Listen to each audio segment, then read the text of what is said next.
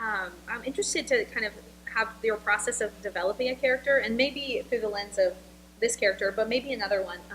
What What are your favorite parts of developing a character? What are your least favorite parts? Yeah. How is that process? Well, a lot. I mean, now the guy who's too excited to be there is often seen as funny. So there's this awful pressure now of being funny. Luckily, when you're doing a drama, you can't hear if the audience is on your side or not. Like if they're silent, that's great. You know what I mean? They're listening. Maybe they're crying. Who knows? But with comedy, if they're not laughing, nothing hurts worse than 1,000 people not laughing at you. That silence is what scares me. Will wake me up in the middle of the night. So my process is it's always character. I'll say about character first. The best thing to do, which I think is very interesting. I'm sure you can apply this in other realms of your life, but I had a teacher who was very strict about your character is made up only. I make a list of everything that I say about myself in the script, and then I make another list of things that other people say about me, and you base everything off of those lists. If it's not there, if it's not in the sort, it's unnecessary. There's no point in it because I always say, if you, and I might be ruining, the way you watch movies forever, but like if you see somebody cough in a movie, they're gonna die. You know what I mean? There's no point in showing that they're sick if they're not going to end up dying. So it's the same thing applies in theater, the idea that you can't add something into the story that's not there, or the audience is going to be looking for it. And audience members like me, who love context clues, I'll see, a moment and be like, oh, and be waiting for that. Or the same thing, Chekhov, I think it was, no, Arthur Miller said you can't put a gun into the story unless somebody uses it. It's the same thing. So I base everything in my character off of what I say about and what other people say about it, and the rest is just spreading inside that shell. You sort of create it. I picture it in a way like that.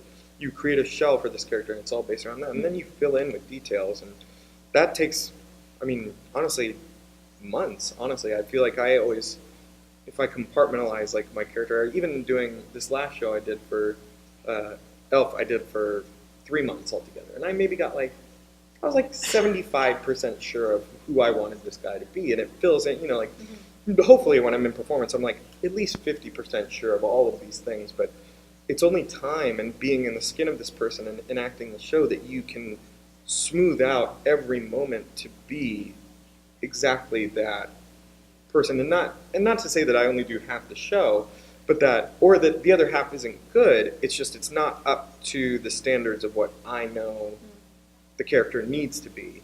But with doing a long run of a show, you get 9 months in.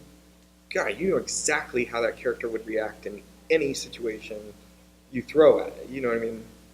And especially with something like Elf too, people would come on stage and be like, "Oh, I'm so sorry, I forgot." I was like, "Oh, throw something at me! Are you kidding me? I'm just running around up here. I'm going to react however to whatever is happening in the moment. I don't have time to think about all these things." So that's great when a character is that intrusive and takes up so much time and energy.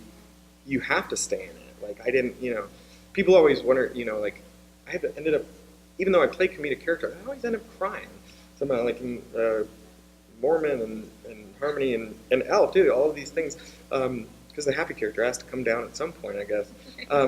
But people have asked me something. They're like, "How do you cry every day? How do you really do that?" And I said, "Well, if I'm in the circumstances of this character, and these moments are actually happening to me, it happens, and it's not me. I'm not thinking of dead puppies to cry. I'm just reacting to the circumstances that are happening around me, believing that I am this person and that I'm being hurt in this way. It should be, and if I'm not crying, it's my fellow actor's fault for not giving me, the appropriate scene. If I'm supposed to cry, it should be happening, and it will happen. So it's very interesting. It's very strange when you really step in to a character and how they would think and how they would respond differently to questions than how how you would respond. And what I was just saying on the break too is a lot of times like acting in general is like, if you're an actor or character, you have an objective, and then there are obstacles that get in your way, and how you react to those obstacles is your acting. That's what you're seeing in movies and film. That's all it is. But with the characters, so a lot of the characters that I've had to play, they don't see these obstacles at all. They don't see any obstacles at all, and it's very strange then readjusting my style to make that even read. You know what I mean? I think it's very hard to play dumb or